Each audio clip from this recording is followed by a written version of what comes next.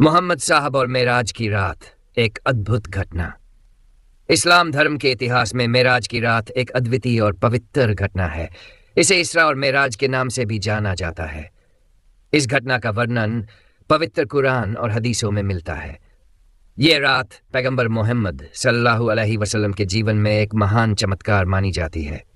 इस लेख में हम इस घटना की पूरी कहानी, उसका महत्व और इससे जुड़े संदेश को विस्तार से समझेंगे। इसरा और मेराज का परिचय। मेराज की रात इस्लामी कैलेंडर के अनुसार रजब महीने की 20वीं रात को घटित हुई थी। इस रात अल्लाह ने अपने प्यारे नबी मोहम्मद को मक्का से बैतुल मुक़द्दस, यरूशलेम और वहां से 7 आसमानों की यात्रा कराई।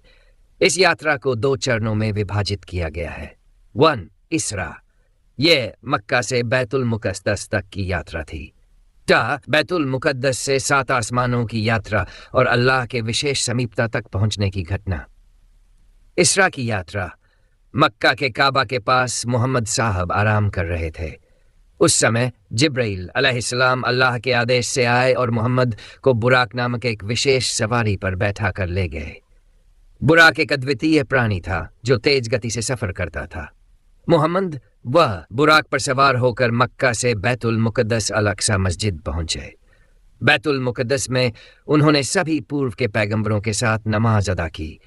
यह एक प्रतीकात्मक घटना थी जो इस बात को दर्शाती है कि मोहम्मद सवंतिम और सभी पैगंबरों के नेता हैं। मेराज की यात्रा। बैतुल मुक़द्दस के बाद जिब्राइल मोहम्मद को 7 आसमानों की यात्रा पर ले गए। हर आसमान पर उनकी मुलाकात अलग अलग पैगंबरों से हुई। 1. पहला आसमान, यहां उनकी मुलाकात आदम से हुई। दूसरा आसमान, यहां याह्या और ईसा से भेंट हुई। तीसरा आसमान, यहां यूसुफ से मुलाकात हुई। चौथा आसमान, यहां इद्रीस से भेंट हुई। 5वां आसमान, यहां हारून से मुलाकात हुई। छठा आसमान, यहां मूसा से मुलाकात हुई। 7वां आसमान, यहां इब्राहिम से भेंट हुई। इसके बाद मोहम्मद वाफ को जन्नत और जहन्नम के दर्शन कराए गए। जन्नत की नेमतों और जहन्नम की सजा को देखकर उन्होंने अल्लाह के बंदों को इन चीज़ों से सावधान करने का संकल्प लिया। सिदरतुल मुंतहा और अल्लाह से मुलाकात। 7वें आसमान के बाद मोहम्मद को सिदरतुल मुंतहा नामक एक विशेष स्थान पर ले जाया गया। यह वह जगह है जहां जिब्राइल ने कहा, मैं इससे आगे नहीं जा सकता। इसके बाद मोहम्मद साहब अकेले ही अल्लाह के समीप पहुंचे। इस दौरान अल्लाह ने मोहम्मद को कई उपदेश दिए और 5 समय की नमाज को सभी मुसलमानों के लिए अनिवार्य किया।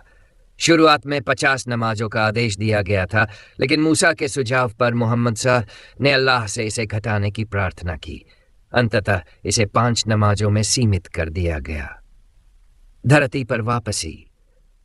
अल्लाह के आदेश और अपने अनुभवों को लेकर मोहम्मद धरती पर लौटे।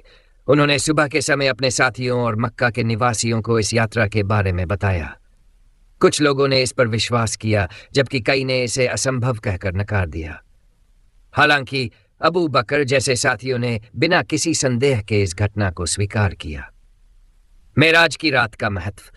इस घटना का इस्लाम धर्म में बहुत महत्व है। यह केवल एक चमत्कार नहीं, बल्कि यह अल्लाह की शक्ति और मोहम्मद की विशेष स्थिति को दर्शाती है। मेराज की रात ने निम्नलिखित संदेश दिए। नमाज की अहमियत। इस यात्रा में 5 समय की नमाज का आदेश दिया गया, जो मुसलमानों के लिए अनिवार्य है। पैगंबर की महानता। यह घटना मोहम्मद की श्रेष्ठता और उनके अल्लाह के प्रति विशेष स्थान को दर्शाती है। आध्यात्मिक मार्गदर्शन। इस यात्रा ने यह संदेश दिया कि ईमान, सब्र और इबादत के माध्यम से अल्लाह की नेमतें प्राप्त की जा सकती हैं। निष्कर्ष। मेराज की रात मोहम्मद के जीवन की एक अद्वितीय घटना है, जिसने इस्लामी इतिहास और विश्वास प्रणाली को गहराई से प्रभावित किया। यह घटना मुसलमानों को नमाज की महत्वता और अल्लाह की कृपा को समझने का अवसर देती है। मेराज की रात का स्मरण हर मुसलमान को अपने जीवन को सुधारने और अल्लाह के प्रति अपने कर्तव्यों को निभाने की प्रेरणा देता है।